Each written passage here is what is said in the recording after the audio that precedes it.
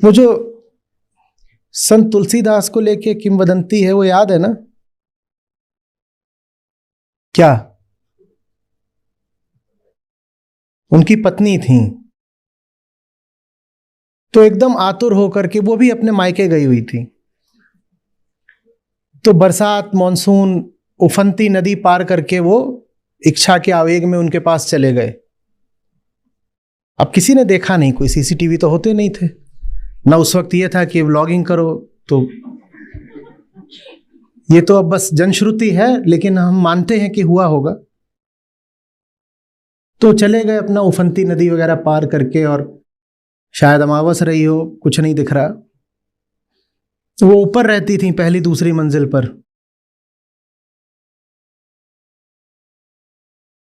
कहते हैं कि वो ऊपर रहती थी, वहां से उस दिन एक सांप लटक रहा था। इन्हें रात में कुछ दिखाई नहीं दिया। जब काम भरा हो आंख में तो सांप नजर नहीं आता है। तो उनको लगा जैसे मैं आतुर हूं ऐसी पत्नी भी आतुर है, उसने मेरे लिए साड़ी लटका दी है नीचे।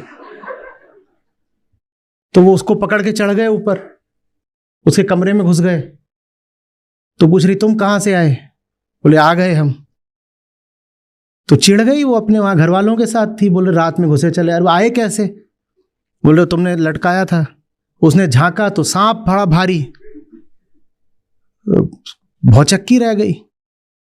तो बड़ा सुंदर उन्होंने फिर सूत्र बोला। अब वो कौन बताएगा? अस्थि चर्म मम देह यह तामे ऐसी प्रीति तैसी तो श्री राम मह होति न तो भवभीति। नहीं, अस्थि और चर्म की बनी हुई ये जो देह है, तुम्हें इसमें इतनी प्रीति हो गई है। ये पत्नी ने उलाहना दी।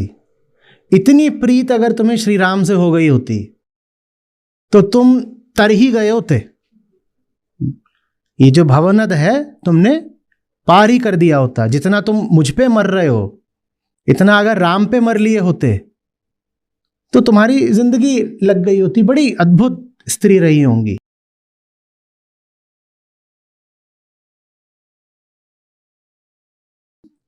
और आप उन देवी जी की आंतरिक ईमानदारी देखिए कि उस पल में उन्होंने ये भी नहीं बोला कि हे नाथ तुम इतनी दिक्कतें पार करके आए, तुम्हारे चरण कहाँ हैं? कुछ नहीं। अरे चोट तो नहीं लग गई, सांप ने तो नहीं डस लिया? कुछ नहीं। नदी से आए हो, भीग तो नहीं गए, वस्त्र बदल लो? कुछ नहीं। ये थोड़ी कि बैठो गर्मा गर्म चाय देती हूं। सीधे बोली जैसे आए हो उल्टे पांव लौट जाओ तुरंत, सांप अभी भी है।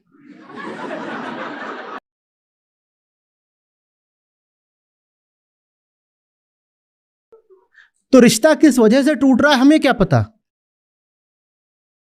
हमें तो यह करना है कि हमारे पास एक जीवन है और इसको आप सही जगह को समर्पित कर दो। और देखिए, सबके दिल में ऊंचाइयों के लिए सम्मान का भाव तो होता ही है। आप इतना ध्यान किसी व्यक्ति पर लगाने की जगह अपने ऊपर अगर लगा दें तो हो सकता है वो व्यक्ति स्वयं ही आपके पास आ जाए।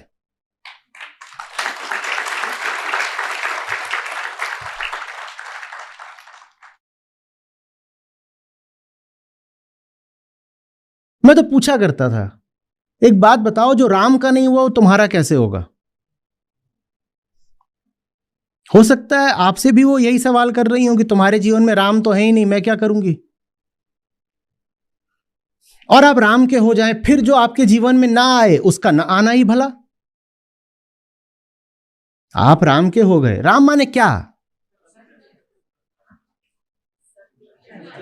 ऊंचाई। आप एक बेहतर इंसान बन गए, आप ऊंचे इंसान बन गए, उसके बाद भी कोई इनकार कर रहा है आपके साथ रहने से, तो उसका इनकार ही ठीक है।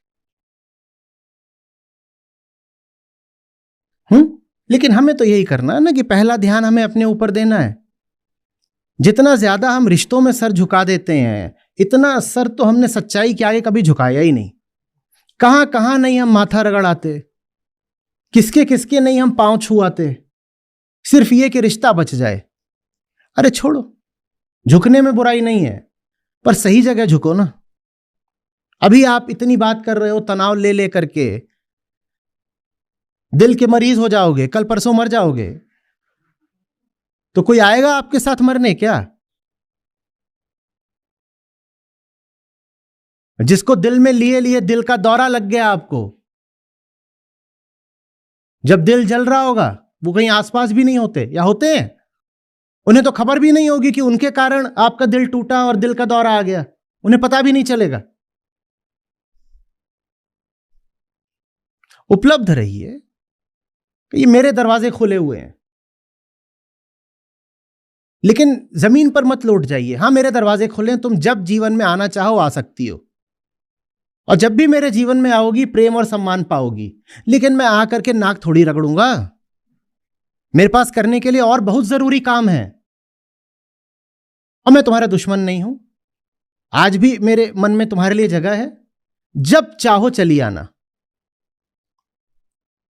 और किसी तरीके का मुझसे सहयोग चाहिए हो, मदद चाहिए हो, वो भी मैं कर दूंगा। जब चाहो चली आना। पर मैं जितने तरीके से तुमको मना सकता था मैंने मनाया, तुम नहीं मान रही, मैं क्या करूं?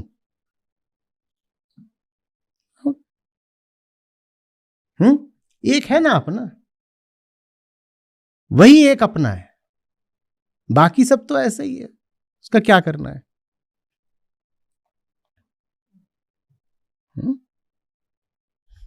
अपनी ऊर्जा को, दुख भी बहुत ऊर्जा लेता है। आपने देखा है, आप जब रोते वगैरह हो, तनाव में होते हो, दुख में चेहरा कैसे लाल हो जाता है?